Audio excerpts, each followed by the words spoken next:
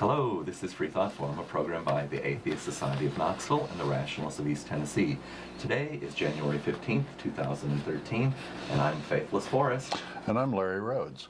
And we want you to know that if you don't believe in God, you're not alone.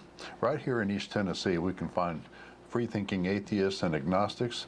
This is a show for them and for people curious about living a life free of supernatural beliefs. This is a call-in show. We invite you to start calling now. However, we only have one telephone line. So if you can't get through, we invite you to tweet comments to us at FFTVKNOX. This show is a production of the Atheist Society of Knoxville and the Rationalists of East Tennessee and individual supporters and guests.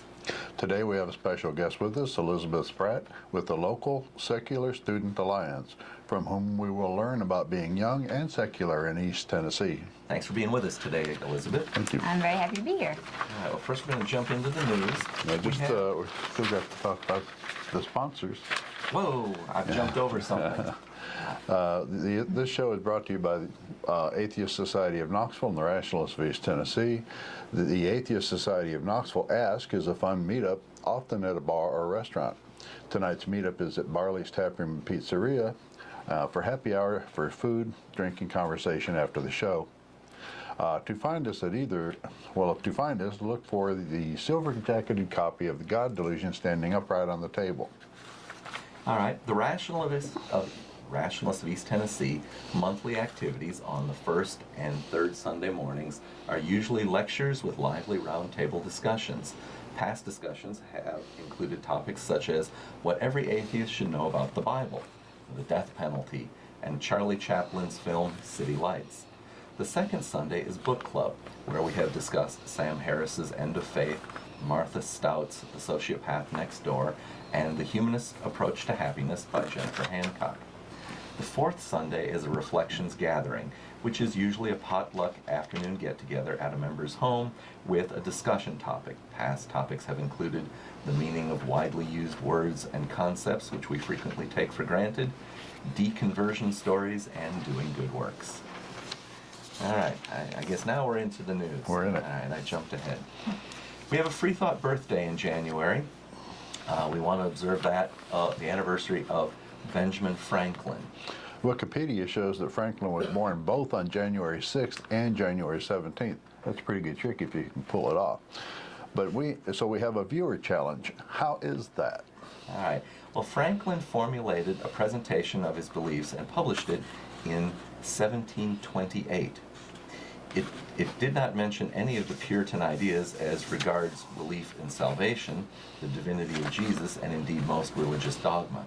He clarified himself as a deist in 1771 in his autobiography, although he still considered himself a Christian. I've read his autobiography, by the way, and I can say it's a stunningly marvelous read. And by the way, we should cite our sources here. I lifted some of this off of Wikipedia. And they go on to quote him. He says, "Some volumes against deism fell into my hands. They were said to be the substance of sermons preached by Boyle's lecture. It happened that they produced on me an effect precisely the reverse of what was intended by the writers, for the arguments of the deists, which were cited in order to be refuted, appealed to be much more forcefully than the refutation itself. In a word, I soon became a thorough deist." And for clarification, a deist is a person who just believes in God, not any particular dogma, not any particular belief that God is watching us or not, or even that he was still around. Some deists believe that the universe was created by God, but then he may have either gone away or died or something else. I was thinking that most deists would to call themselves a deist, they would assert that the deity doesn't interfere. He only started the thing. Yeah, for whatever reason, and now he has a hands off. Now it's coasting. Mm-hmm. Sometimes we hear from Christians about how Ben Franklin called for prayer at the Constitutional Convention, citing that it should be done at all conventions and all government assemblies, ending with these words, "I therefore beg leave to move that henceforth prayers imploring the assistance of heaven and its blessings on our deliberations be held in this assemblage every morning before we proceed to business, and that one or more of the clergy of the city be requested to officiate in that service. Now, we can speculate on his motives and sincerity, but let's note that the motion met with considerable resistance and was never brought to a vote. No organized prayers were held. Matter of fact, I understand it was like unanimously opposed. I've read the transcripts, and by that I mean there's notes that James Madison made on the Constitutional Convention, and he said that after Franklin brought it up, there was a kind of a stunned silence. Seems not exactly the right phrase, but they kind of thought like, well, it was a little bit out of order, and there was some discussion to the effect that, we aren't going to be able to find suitable common ground on this. Well, I and would they think moved that on. a lot of those particular people would have been very stunned, because one of the reasons that we came to America in the first place was to get away from religious persecution, and here they are trying to bring it back into government again. Some people had some real problems with that, Well, I'm pretty sure. We can also put the date on the Constitutional Convention. I mean, that's well known. It's 1787. This is after he wrote that he was a deist. So what he was probably trying to do was use the religiosity of members of the convention as a tool to try to bring about Political some aims. Cooperation. In other words, well, that's why I said, we can speculate about his motives and sincerity. One of the reasons that I was saying that they might have been unanimously opposed to it was because of the Treaty of Tripoli. Just a few years later, it was Congress unanimously voted to affirm that letter, saying that we are in fact not a Christian nation. And many of the convention attendees would have been in the later Congress. Right. Ben Franklin left us with some pretty pithy quotes. So let's hear from him. Yeah. He said that the U.S. Constitution doesn't guarantee happiness, only the pursuit of it. You have to catch it yourself, which is pretty cool. I like this next one. He says, we're all born ignorant, but one must work hard to remain stupid.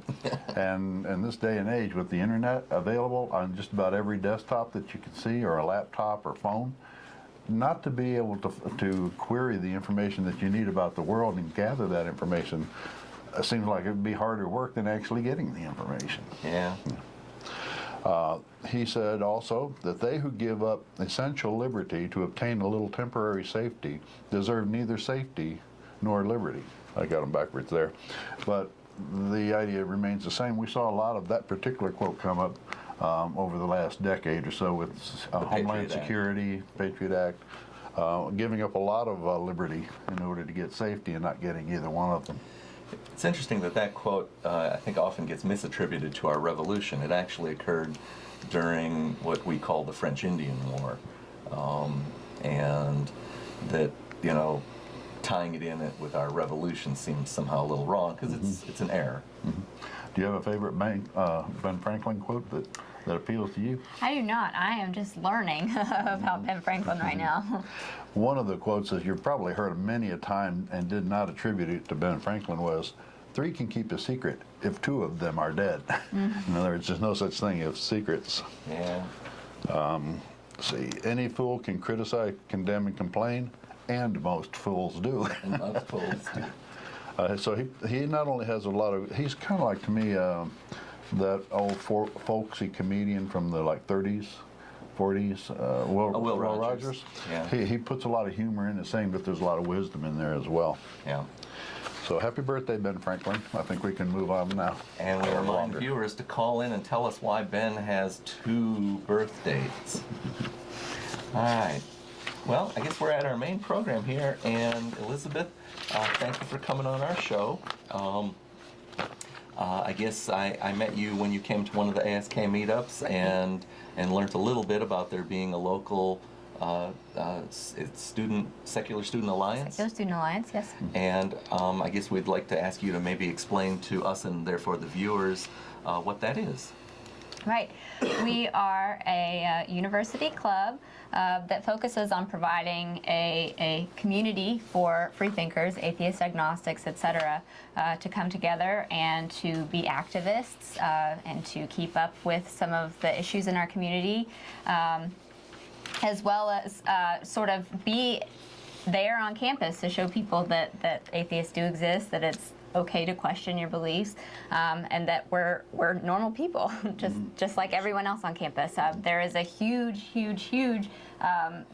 presence of religious groups on campus. So we are outnumbered probably 50 to 1, if not more. So we just like to be there and let people know that we exist too. Do y'all normally give voice to like the street corner preachers that come to UT and set up their little tabletops or stand on the corner? Right. Many of our, in fact, I think the vast majority of our club members do that individually, though we do not as a club. Oh, okay. Now, you're also present in high schools as well, nationally, and there are some chapters that are local. Right. The Secular Student Alliance, it's a national organization. People can start high school clubs just like there are university clubs. And then the process is very similar. You have to have a Sorry. You're fine. Some sort of faculty sponsor, and then you get support from the National SSA to run your club. So what would be the first step if a student wanted to start one chapter in their high school? I would say absolutely go onto the Secular Student Alliance website. I believe it's secularstudents.org. It's a very good resource. I mean, even without being a member of an SSA, you can go on there and see their group running guide for free. They have lots of great resources in there about how to run meetings, how to get people interested, how to make flyers. They even have flyers that many other groups have made to help you get started. And they even have some ideas on how to reach out to your faculty and start a group. Because if your school allows any other special interest group, they have to legally allow a Secular Student Alliance. Mm-hmm. If they allow a Secular Student Alliance in there, then do they have also an open door policy? I mean, it kind of creates one where they can then bring in Christian groups or Islamic groups or Muslim groups or whatever. Right. I'm not sure that I could speak on the legal aspect of that, but I'm almost positive that pretty much every public high school in the area has an FCA, a Fellowship of Christian Athletes, or another religiously affiliated group. Therefore, I think it's fairly unlikely. But that's against the law.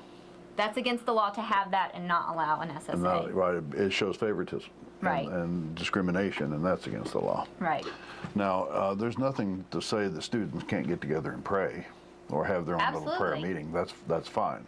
But to make it an official school event, then you have to have basically government sanction. And that's where the problem comes in. And that's what you're looking for. You're looking for, if they're going to government sanction a Christian group in the school, then to be legal, they need to be able to also sanction other groups as well, to keep the discrimination and unfairness coming out. I could imagine that it's hard to start a group, and I guess I wonder what might be like the kickoff activity that a new group would identify in. Is it just an after-hours get-together, a first-time meeting? Any idea how typical groups first start? Right. Well, I know that our university chapter started with a group of friends who were interested and reached out to a lot of their like-minded friends and basically, went through the actual process, but meanwhile, we're getting the word out and putting up posters and trying to have discussion topics and parties, like potlucks. And I think that social, we see this difference here. A lot of people want a community for socialization, and a lot of people want a community for activism and volunteering and community outreach, and a lot of people want both. So I think you have to find a balance there. You have to know what the people around you are going to want. But as far as initially, I would say just throw an event, just any event, just anything to get your name out there. That's the most important thing. I guess a potluck, meaning food, that brings people out. People who like to cook get to show off, and people who enjoy other people's specialty meals get to show off. I grew up completely secular, and I was kind of surprised when I began to associate with members of the Rationalists of East Tennessee and the Atheist Society of Knoxville, how many of them were came to find the group as a replacement for social interaction that they missed from church, and you Right. were describing this as community. Right. And so, coming from my perspective, I wasn't looking to replace community like that. I was a little bit more interested in activism and being not invisible. Many of our members are in the closet, so to speak. They don't let extended family know their ideas and beliefs. Amongst your group, are many of the members openly non-theist, or what's the mix? Any idea? Most of us come from a religious background, and most of us are openly non-religious at this point. We do have some that are selectively open.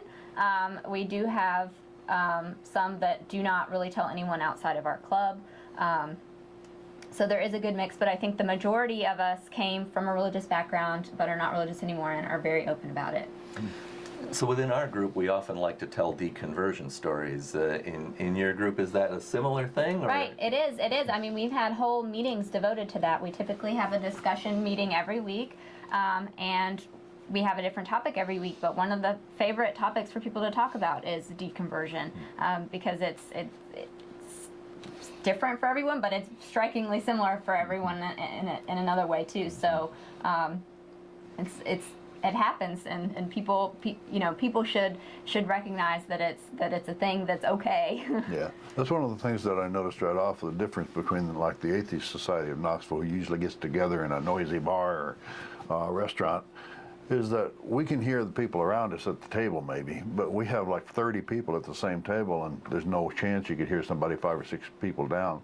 But in your group, you meet actually at the student center in a quiet room where you can sit around and talk and have a round table discussion. Right. And there's a lot of advantages to having it that way as well. No beer though. No beer, but we have to.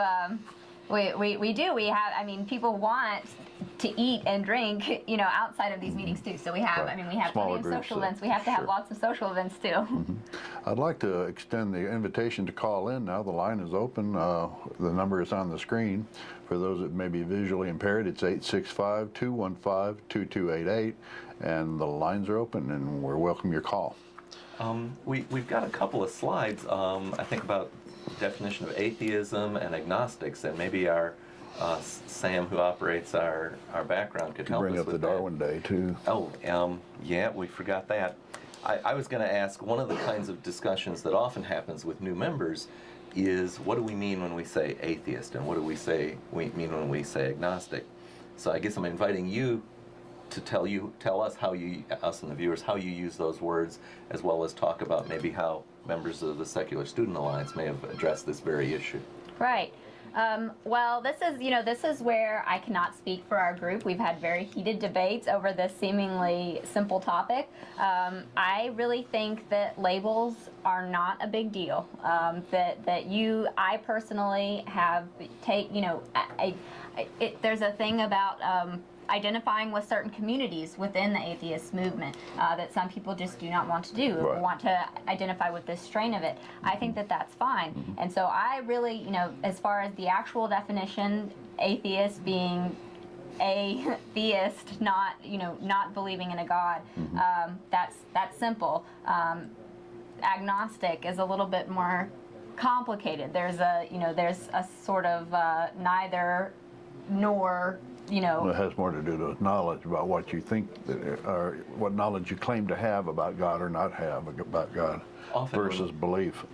Often when we get callers, we do want to say that, for sake of our discussion, at least, this is how we mean it. And it looks like we've got our first caller. Larry, you want to push the button Sure. and introduce us? Welcome to Freethought Forum. May we have a name or a nickname? You're on the air. Hello? Hello. May we have Yes. a name? Please Hello? give us a name or a nickname, and please listen to your telephone. If you listen to the television, you'll be confused. It'll be a delay. My name is Carla. Hello, Carla. Do you have a comment or question? Yes, I was just wondering,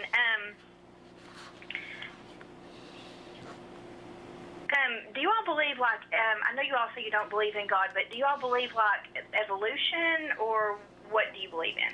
Well, if I may, Atheist is just a statement saying that you don't believe in God. There are all kinds of atheists. Buddhists don't believe in God, but they don't believe necessarily in evolution. There are Hindus, Taoists and Taoists, who don't believe in God but may not believe in evolution. The American version of the atheists generally would accept the version of evolution as a scientific truth. It is taught in every institution of higher learning all over the world, and particularly in America. It's because it's got massive amounts of data behind it. Not only the fossil data, but the DNA data as well supports it. Lee, did you? You've covered a lot. Elizabeth, care to answer Carla? Right. I mean, I think as far as what I believe in, I have to say I believe in scientific truths, things that we can and test and find out to be true, and that's really this simple version. I'll try and do a quick thing here, Carla. Carla, I believe the evidence of our eyes shows us that evolution happened, and I'm persuaded by that. So let's avoid the word belief. I'm persuaded by that. There's evidence, and that Charles Darwin came up with an explanation of how that evidence works. Much like I can say, I can drop my pen, it falls to the table. I have demonstrated something that we call gravity, and gravity has a theory behind how it works. Did we answer your question? No, I just didn't know if you all were atheists, if you all actually believed in anything like when you die, or do you just think you just die?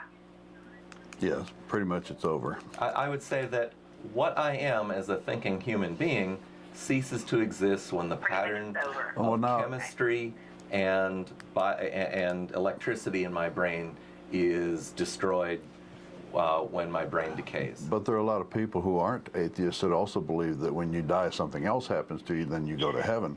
Buddhists believe that you come back on a different plane. Jewish people believe you just die and that's the end of it. There is a strain of Judaism, thank you, that believes that you continue on living in heaven, but there is no hell, because hell was introduced in the New Testament. Did that answer your question? No, that's fine. I am a Christian, so I just wanted to, just know your all's beliefs or whatever, and I'm just praying for you guys. Thank you. Thank you. Well, I was hoping we could ask if she'd watched before, but all well, right. one thing that I will say is that we have most of the beliefs that you do. We believe in education and humanity and each other and supporting family and home health and hearth type of thing. We have an awful lot in common. There's just this one thing. We don't believe we live forever. We don't believe in God.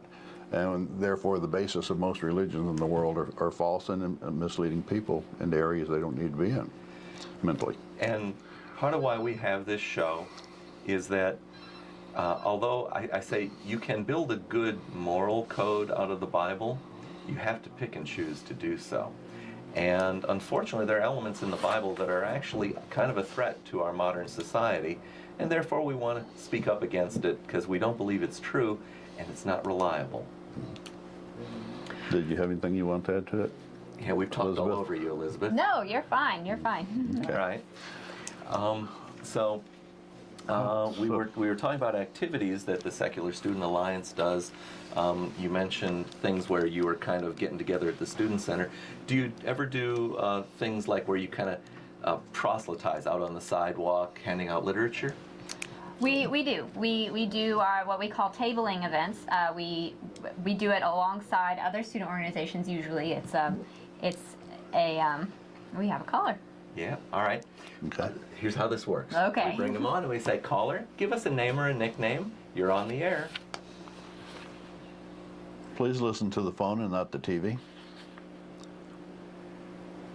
Caller, please give us your name or a nickname. Henry. Hello, Henry. Do you have a comment or a question? I just got a comment. All right. Do you think that Darwin is actually swinging from his tail in hell right now? Well, I think we answered the previous caller when we said we don't believe in a God, and therefore you should infer that we don't believe in a hell. Don't believe in any type of afterlife, and I'm pretty sure Darwin didn't either. Okay. Well, Well, it's a Henry, decent that question. wasn't very helpful. If you talked with us, we could have perhaps learned how one another think a little bit. And had a conversation of some kind. Yeah. Okay. So how's your membership coming along? It's been growing pretty. I mean, it's been growing very well. We have well over 150 registered members. Our attendance is usually under 30 people, depending on how the semester is going. And you know, it always, of course, when we have these tabling events, like when we set up, we have brochures that we've gotten from the National SSA. The National SSA sends them to us for free, and we're able to just get out and talk to people, and it's great. The other thing that we do is we fundraise sometimes. We did a Send an Atheist to Church fundraiser where we set up jars with different denominations and asked people for donations for us to go to the top 3 denominations that were picked. And but it's great just to get out and talk to other students because people have lots of questions about what we believe. So. Okay. Go for the button. Okay. Well, Caller, can we have a name or nickname? you're on the air. My name is Herb. Hello, Herb. Well, I'm just calling to just say how on your Christmas and New Year's show, how awesome that is, and I would just like to know if I could get a copy of that. Oh, that's great. Well, you can call always. the studio here, and they can burn you a copy. There is a fee. You know, I don't remember what I think it it's is. $20 a DVD, and they'll put 3 or 4. It doesn't matter about that. It's just that I feel like that I could help all these other people I know if I had a copy to show them where, you know, I can't actually get there on. Well, just tell them about Tuesday. But you're talking about a specific episode now. You're talking about the Christmas New Year's episodes. You'll have to go through the studio to get it, I'm afraid. Now, I don't have their direct phone number. The phone number on the screen right now calls to the one that we use here in the studio. There is a separate phone number to call in to their administrative, Okay. and it's on their website, CTVKNOX. If you call that number, I assume that our call screener may have your telephone number and your name as well. We can try and talk to you after the show. We sure don't want you to say your telephone number on the air here. Well, that's fine. Well, yeah, I don't. It doesn't really matter. I don't. You know, harassment will not bother me. So, Herb, do we take it that you're local? Yes, sir. Okay, great. Have you ever made it to any activities of? No, you know, but my son and daughter are both atheists, and it's all good around here. We just, you know, we're just not really into the social scene, so to speak. Okay. Well, if you do decide to get out, the 2 addresses at the top of the screen are the local groups, Atheist Society and Rationalists. Yeah. I'll tell you, the funny thing is, I was actually in the emergency room, and they kind of threw me to the back door, and that's where I found your show about 4 years ago. Oh, cool. And they were not doing anything for me, and it was just like it was a lucky draw that I got to know who y'all were. Oh, very good. Do you mean that they had our television program on in the emergency room at a hospital? Yes, sir. That's exactly where I saw it. Wow. It was awesome. It was like it was I knew why I was in the emergency room at that moment. It wasn't because of what I thought was a heart attack. It was just. Well, there are no coincidences, you know that. You're right. You can call it a coincidence or not, but it was good enough for me. Yeah. Well, All right. we hope to see you out and about. Well, thank you. And if you don't have anything more, I guess we'll say goodbye. And you've left us with a smile. We'll get in touch one way or another. But I just love those shows that where they actually are, you know, film and you know what y'all put together, and it was just so awesome. And I've seen it twice, and I just wanted other people to be able to see it, and I just want to buy it. That's great. Well, that would have been Rachel and Aris, I think. Right. And they're fun to interact with. Yep. All right. Okay. Well, thank you very much. Thank you, and we push the off button. Okay. Well, y'all just keep it going. It's awesome. Okay. Thank you. Thanks, Herb. We've come up to the middle of the show now. It's about halfway through. We need to take our mid-program break. All right, in case you're just tuning in, this is Freethought Forum, a program by the Atheist Society of Knoxville and the Rationalists of East Tennessee. Freethought Forum is funded jointly by them and by individual contributions. Shows are live most every Tuesday from 5 to 6 p.m. Eastern on Community Access Television. Tell your out-of-town friends to see us streaming online at ctvknox.org. Okay, this is a call-in show. We are live today, January 15th, 2013. And viewers can call in now on the number on the screen, or you can tweet them to us at FFTVKnox. All right, and The Atheist Society of Knoxville, or ASK, meets 2 times a week generally, but during the winter it's only down to 1. We have evening meetups for food, drink, conversation, fun. ASK's purpose is to supply a venue for community, camaraderie, and outreach to atheists, agnostics, freethinkers, and other like-minded persons in the East Tennessee area. all right, and Sam, do we have the promotional video that we could see at this point? Method over supernatural beliefs? Are you concerned about religious leaders and organizations imposing their values and rules on your body, your family, and the rest of our society? Well, take comfort in the fact that you're not alone. The Rationalists of East Tennessee meets weekly for fellowship and provides a forum for people who support skeptical thinking and rational discussion of these and other issues. To find out more information or to find out about our next meeting, visit us on the web at www.rationalist.org.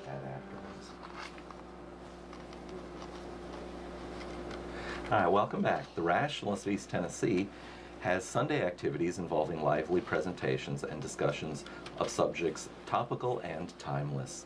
Once a month, we get together for a book club. You need not have read the book to attend, but of course it helps. Visit rationalists.org to find us. And now let's do the other video. Do you find stories of talking snakes laughable? Do you prefer the scientific method over supernatural beliefs? Are you concerned about religious leaders? Do you find stories of talking snakes laughable? Do you prefer the scientific method over supernatural beliefs? Are you concerned about religious leaders and organizations imposing their values and rules on your body, your family, and the rest of our society? Well, take comfort in the fact that you're not alone. The Rationalists of East Tennessee meets weekly for fellowship and provides a forum for people who support skeptical thinking and rational discussion of these and other issues. To find out more information or to find out about our next meeting, visit us on the web at www.rationalist.org. Do you want to talk about the book club? Yeah. Okay. Well, we're back. Apparently one of our videos was mislabeled, so you got to see them twice. Lucky you. Both the Atheist Society of Knoxville and the Rationalists of East Tennessee can help provide a social outlet where you'll find that if you don't believe in God, you're not alone. Did you want to talk about the book? The Rationalists of East Tennessee Book Club upcoming books are here. In February, we're going to do Wired for Culture, Origins of the Human Social Mind by Mark Pagel. March 10th, The Epigenetics Revolution, How Modern Biology is Rewriting Our Understanding of Genes, Disease, and Inheritance by, I believe, Nessa Carey. April 14, Quiet, The Power of Introverts in a World That Can't Stop Talking by Susan Cain. May 12th, Answers for Aristotle, How Science and Philosophy Can Lead Us to a More Meaningful Life by Massimo, whose last name I always mangle. Pigliucci. Massimo is one of the past longtime members of the Rationalists of East Tennessee. He's moved on. I think he's up in New York these days. And he's kind of moved out of the evolutionary biology field and into the philosophy field. I know he's published in philosophy magazines frequently and has a very popular blog.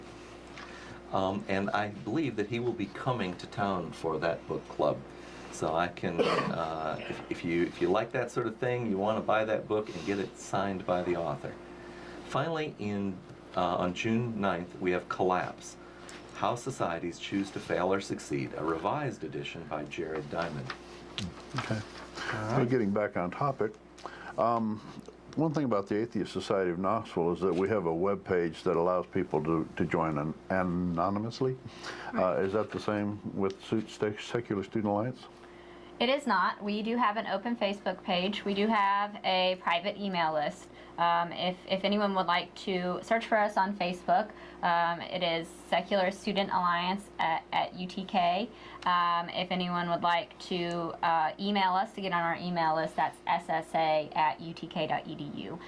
But again, the way to keep in touch with us anonymously is to do it through the email list. Okay. They're going to be having some Darwin Day festivities at UT coming up next month, I understand? Maybe we could explain, what is Darwin Day? Right, Darwin Day is, it's a day, but UT celebrates it a few days around the date of Darwin's birthday, and it's a celebration of all things evolutionary biology. So the Ecology and Evolutionary Biology Department at UT has lots of festivities for Darwin Day for the Monday, Tuesday, and Wednesday. Monday, February 11th, Tuesday, February 12th, and Wednesday, February 13th. And so we definitely encourage you all to go out, because all of those are open to the public, but they are all on campus. I believe that the keynote speaker on Wednesday is Dr. Camille Parmesan. That's Wednesday night from 7:15 to 9. And they always have really excellent keynote speakers. And most everything is free or no charge? Yes, I'm pretty sure everything is free. And there are going to be activities during the day, but some evening activities Right. as well. So if you got a day job, you can still come and see some of the evening activities. I'll try to give you the website address of this, if you can remember this and jot it down real quick. It's EEB, that's eeb.bio.utk.edu/Darwin/. So, All right. So Elizabeth, you come from a biological science background. Yes, to some degree. Well, what did you study as a physicist? I studied the physical world, but I have a strong interest in biology, and fully understand the importance of understanding of evolution to understanding of biology. Well, I guess we'll hold that question answer until we get this call. Hello, caller. You're on the air with us. Please give us a name or a nickname. Yes, my name is Michelle, and I didn't get that last email address, and I would like to have that, please. okay, For this, was it the email address? no, it was a website address, a link for the Darwin Day activities on UT campus. It's, what did you say EEB stood for? Ecology and Evolutionary Biology. So it's eeb.bio.utk.edu/Darwin/. And that'll bring up the schedule of all the events on a single piece of paper. You can print them out. Did we answer your question, Michelle? Yes, you did, and thank you very much, and I appreciate your show being on, because I'm an atheist in Cobb County, and most people refer to me as that atheist, you know what. That heathen. Yeah. So have you watched our show for long? Thank you so much for having the program. Have you watched our show for long? I mean, did you find us recently? Excuse me, I think that my cell phone is acting up. Did you find us recently? We've been on the air for about 2.5 years now. I have watched you ever since you've been on the air. Oh, very good. Well, thank you so much for calling in today. And assuming I get to some Darwin Day activities, perhaps we can meet up there if you make it to some as well. All right. Thank you very much, and y'all have a great day. Okay, thank you, All right, Michelle. Thank you much. Okay, bye-bye. All right, callers, we got a little less than 20 minutes. Time for some more calls. We can talk about the Secular Student Alliance, a little more about Darwin Day. I think I was suggesting we should talk about the definition of atheist and agnostic. Right. I think we got interrupted partway through that. Larry has the usage I had for those words I think was dramatically improved by adopting what Larry suggests. And to give credit where it's due, I got my understanding of it from the atheist experience out of Austin, Texas. Atheism has to do with belief. Theism means belief, and actually theism means belief in God. So atheism means without a belief in God. It doesn't make any positive statements about the world. It just means that that person doesn't believe in God. They may believe in all other kinds of things or not. It doesn't matter. But agnosticism, Gnostic, means knowledge. So if you have knowledge of God, if you claim to have knowledge of God, then you're a Gnostic. If you don't claim to have knowledge of God, you can say you're an agnostic. Now, personally, I'm an agnostic and an atheist. I don't know that God doesn't exist, but I don't believe in him. So that's two different things. Did you, Elizabeth, follow the subtlety of the definitions? Right, I did. I grabbed those two words and I answered a little differently. I'll say I'm atheist, and I will also say that I believe we have sufficient knowledge that we can rule out certain deities. I don't think there's any reason to hold forth an opinion about the validity of the Aztec gods, where they said if we don't cut out people's heart every once in a while, the sun's not going to come up. I think that one's been disproven, and I don't have to reserve judgment on that. Yeah, as Richard Dawkins would say, that most people are atheist about some God. Yeah. And then I go, and here's the heart of it. I also go further and say, the Bible says that there was a talking snake. I think at that point we can, there's a few things earlier. We can close the book and say, if I was looking for science, I can set this one aside. That it's lost its credibility at that point. So now that you see how we parse those words, how would you describe yourself? Do you feel comfortable doing that? Right. I mean, I am, I guess, essentially an agnostic atheist, as Larry described. But and that's fine for a descriptor. But I think it's not as, I mean, when we talk in our club about labels, I think a lot of people like to debate these particular words forever, and it's not worthwhile. The fact that we're all under the secular umbrella is enough. So yes, but we have some people in our group that will not call themselves atheists. They only want to be referred to as humanists or whatever. That's fine. And I've had similar experience with members here.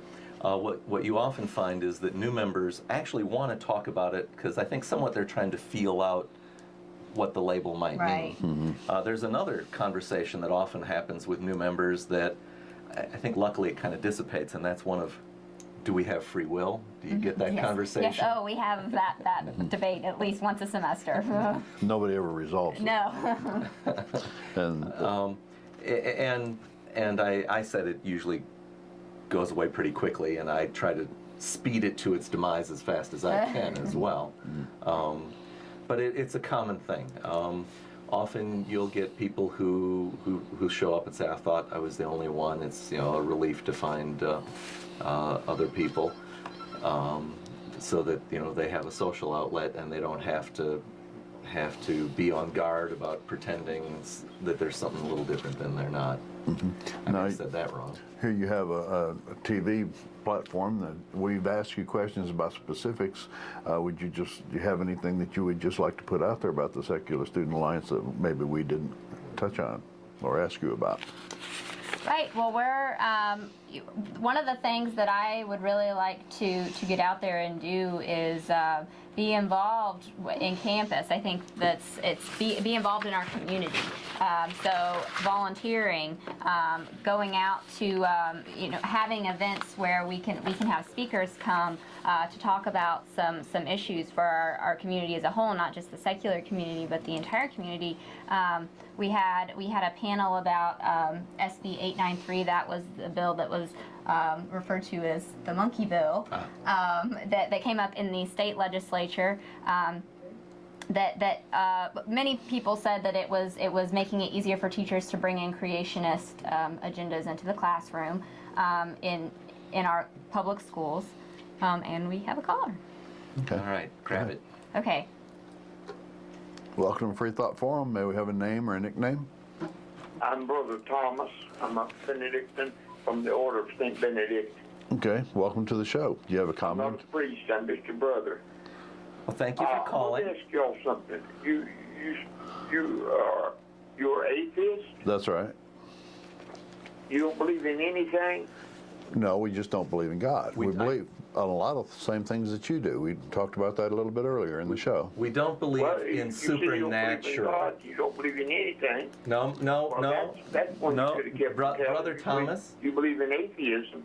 Brother Thomas, we don't And you believe. believe in something.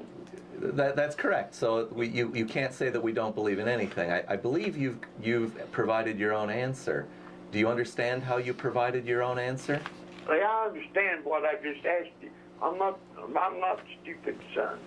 I've been a monk for 30-something years, and I know what I'm... But I don't understand why you could believe such a thing as it, with all the evidence that God exists. Well, can you present us with some of that evidence? When you get up in the morning and breathe the air. That's evidence for air. Yeah. I'm sorry, go ahead. I didn't mean to interrupt you. And when you look at all the information that's been written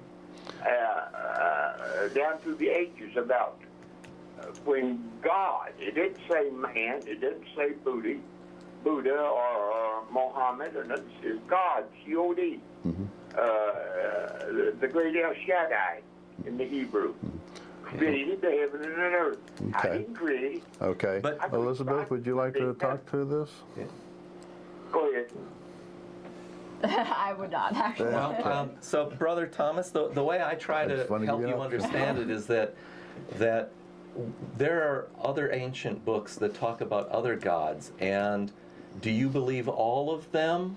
Do you believe in Enlil, the Sumerian god, who was the god of the air, since we were talking about air? No, sir. So Anubis. here's the question then, why do you pick one to believe and one not to believe? That it's how we come to because trust our they've sources. showed me nothing. Well, the God of Abraham, Isaac, and Jacob, the great El Shaddai, has showed me a lot. There's been times when I've been down, or I needed prayer and an answer to prayer. I'd pray to God and claim it in the blood of Jesus, His precious Son. So, Brother And all Thomas- of a sudden, within, it may not have been exactly then, but within maybe an hour or two, or maybe a day. So, Brother Thomas, God do you answered think my prayer. Brother- that the ancient Sumerians who prayed to Enlil and built great temples, do you think they felt their prayers were answered as well? Do you think that the ancient Sumerians who prayed to Enlil and built great temples, do you think they felt their prayers were answered as well? Well, their prayer was answered when Jesus went to the well in Samaria, and they said, if But- you don't know who I am, I'm a Samaritan. But that was said, not "I my know." question.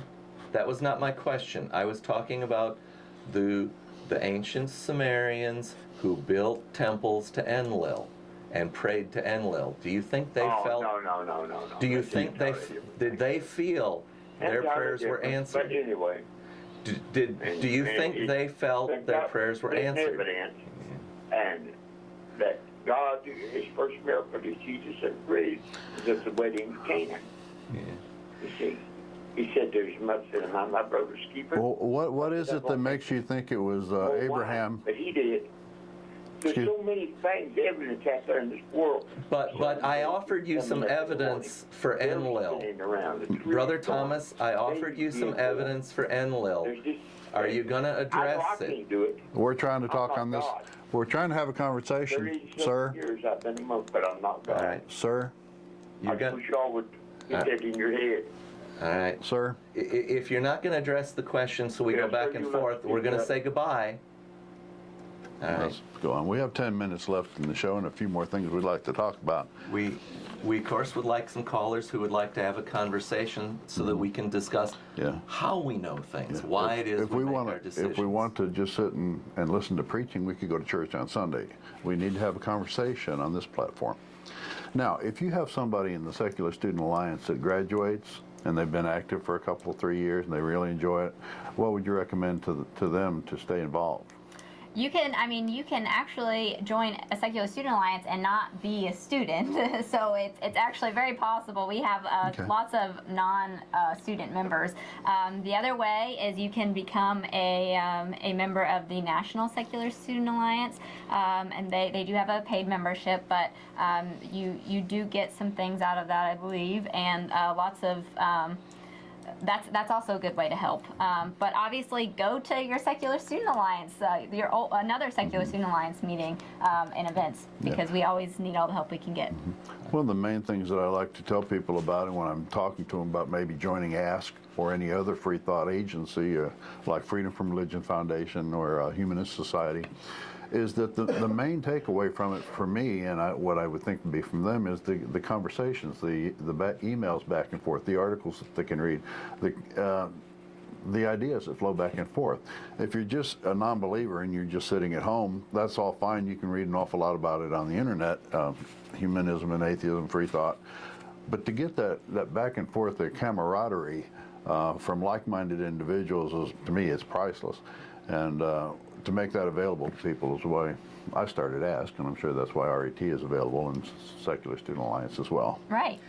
I thought of a question about your membership. I'm a physicist, a scientist, and you're in the biological sciences. Are many of your members in something like the hard sciences, or am I going to find a lot of English majors there? We have a very broad mix. We're just about anywhere, any department you can find on campus, we probably have an SSA member. Many who are studying theology? Any who are studying theology? We have several religious studies majors. We do. That's great. I must admit, I read the Bible as an adult, and I encourage all of our viewers to read the Bible. Please read all of it. Don't pick and choose, and don't skip around. At least go through it all once in order, so that you understand the big picture.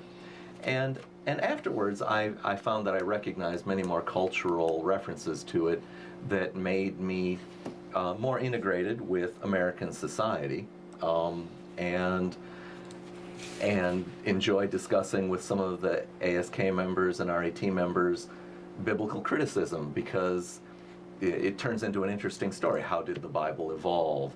And when we talk about evolving, of course, something evolves because there's selection pressure on it.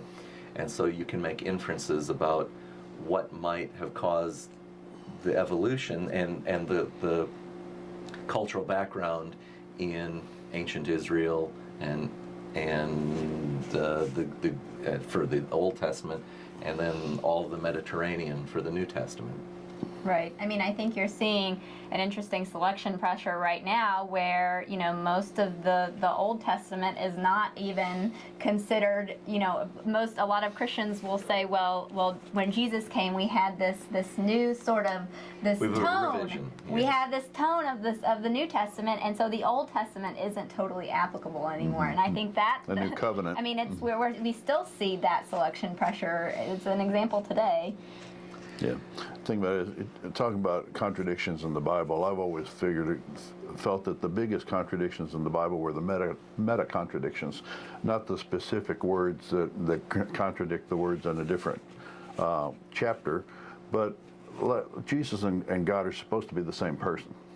But they're not the same person in the Old Testament and the New Testament. He's supposed to be eternal and unchanging, but right there you have a very good example of how he changed. Yeah. And if one could argue that the reason that he was killed, Jesus was killed in the New Testament, was because he went against the old teachings, the old religion, the old God's teachings. He was preaching a new religion, yeah. And the Old Testament forbids that. Mm-hmm. So it's the big sweeps of the Bible and the religion itself that, to me, really throws it off. I heard it boiled down one time. A person said, if you boil down both the Old Testament and the New Testament to one single word each, the Old Testament would be obey. That's the main message of the Old Testament. In the New Testament, the word is believe. You have to believe. Never mind obey. Believe. Because and that's right. Unfortunately, neither one of them is really good at be kind. They both miss it there. In the recent, political election we had in the country, we had an awful lot of Old Testament ideas pushed at us, and as if the Old Testament was somehow good enough, that the Ten Commandments were good enough to found a nation. And I have to say, where was thou shalt not keep slaves, and where was thou shalt not rape? Those are glaring absences, glaring deficiencies in the Christian Bible. We're down to 4 minutes. We probably have time for one more call if you want to try to do that. It's 215-2288 in East Tennessee. And I made a note while we were talking, you mentioned about community activity and volunteering. Right.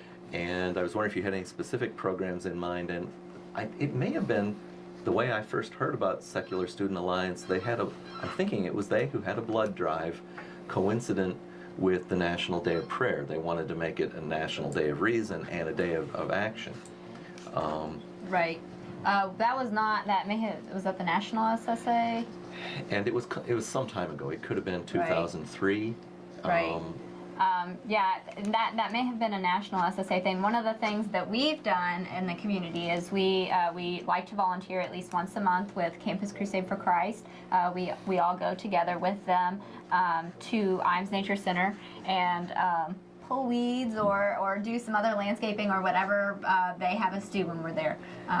So that's one way that we like to. So do you go out afterwards and debate with them, so to speak, or have conversation? We typically do go out to eat lunch afterwards, but I don't know that we usually debate. We just like to All right. hang out. We got another one. Catch Okay. that one?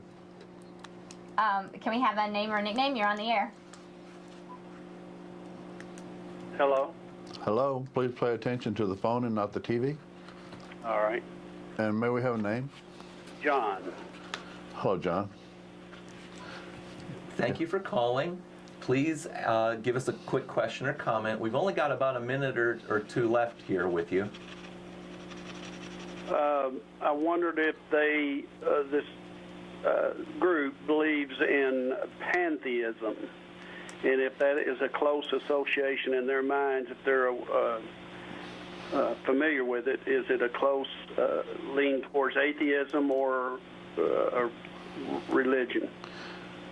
Well, I can only speak for ASK, the Atheist Society of Knoxville. We've had two members I know of that were pantheists.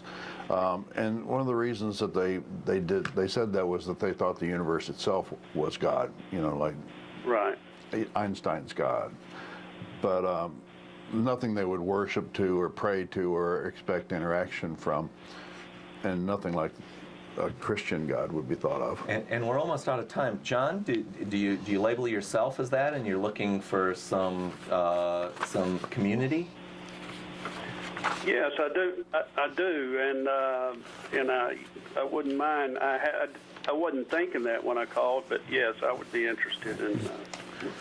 Well, we encourage you to call again. We're going to be here next week, or meet us down at Barley's. We're coming up at the last minute. We need to say goodbye, and we need to do our wrap-up. So thanks for calling. Please call again. We'll meet after the show at Barley's Tap Room and Pizzeria in the Old City, and that'll go until about 8 o'clock. All right, and I've almost lost the closing thing. All right. Okay. It's time to start wrapping things out. Get out your pen and paper. This has been Freethought Forum, a program by the Atheist Society of Knoxville and the Rationalists of East Tennessee. If you'd like to, you can send us feedback by leaving us a voicemail at 865-272-9060, or email us at freethoughtforum@yahoo.com. You can see this show on Thursdays from 5 to 6 p.m. Eastern Time on this Knoxville station at 2200 Greenwich, and anytime at ctvknox.org. We'd like to send our thanks out to Sam, Jonas, and Forrest, who's in front of the camera this time. And our guest, Elizabeth. Has Ben Franklin quote, the way to see by faith is to shut the eye of reason. All right. Thank you for watching. And see you next week. Bye.